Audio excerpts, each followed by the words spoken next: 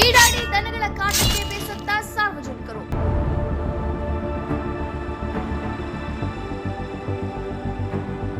ಬೀಡಾಡಿ ದನಗಳನ್ನ ಹಿಡಿದು ಗೋಶಾಲೆಗೆ ಬಿಡಲು ಮುಂದಾದ ನಗರಸಭೆ.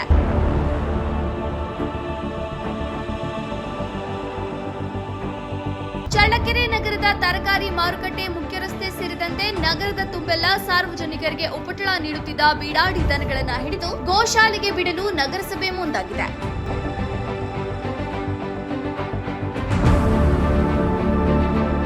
ನಗರಸಭೆ ಪ್ರಭಾರ ಪೌರಾಯುಕ್ತರಾದ ಡಾಕ್ಟರ್ ನಾಗವೇಣಿ ಇವರ ಸೂಚನೆ ಮೇರೆಗೆ ನಗರಸಭೆ ಇಂಜಿನಿಯರ್ ನರೇಂದ್ರ ಬಾಬು, ಆರೋಗ್ಯ ನಿರೀಕ್ಷಕರಾದ ಗೀತಾ, ಗಣೇಶ್ ಹಾಗೂ ಸಾಗರ್ ಇವರ ನೇತೃತ್ವದಲ್ಲಿ ಚಳ್ಳಕೆರೆ ಪಶು ಸಂಗೋಪನಾ ಇಲಾಖೆ ಹಾಗೂ ಪೊಲೀಸ್ ಇಲಾಖೆ ಸಹಯೋಗದೊಂದಿಗೆ ಇಂದು ಬೀದಿ ದನಗಳನ್ನು ಹಿಡಿದು ಗೋಶಾಲೆಗೆ ಸಾಗಿಸಲು ಮುಂದಾಗಿದ್ದಾರೆ.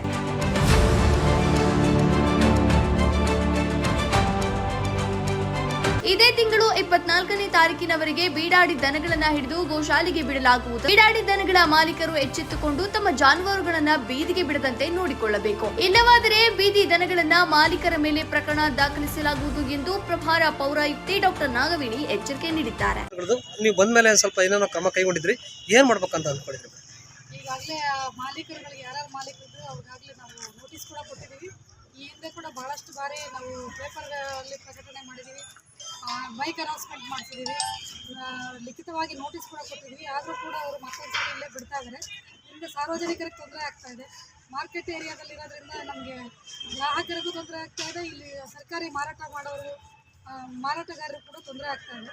ಅದು ಭಾಳಷ್ಟು ಜನರಿಗೆ ಅದು ಗುಜ್ಜಾದು ಅದೆಲ್ಲ ಮಾಡಿರೋದು ಸಾರ್ವಜನಿಕರು ಕೂಡ ದೈಹಿಕವಾಗಿ ಕೆಲವೊಂದು ಅಂಗವಿಕಲತೆಗಳು ಆಗಿದ್ದಾವೆ. ಅದಕ್ಕೋಸ್ಕರ ನಾವು ಮಾಲೀಕರಿಗೆ ಭಾಳ ಸರಿ ಹೇಳಿದ್ರು ಕೂಡ ಯಾವುದೇ ಪ್ರಯೋಜನ ಆಗ್ತಾ ಇಲ್ಲ. ಅದಕ್ಕೆ ಇವತ್ತಿಂದ 22ನೇ ತಾರೀಕಿನವರೆಗೂ ನಾವು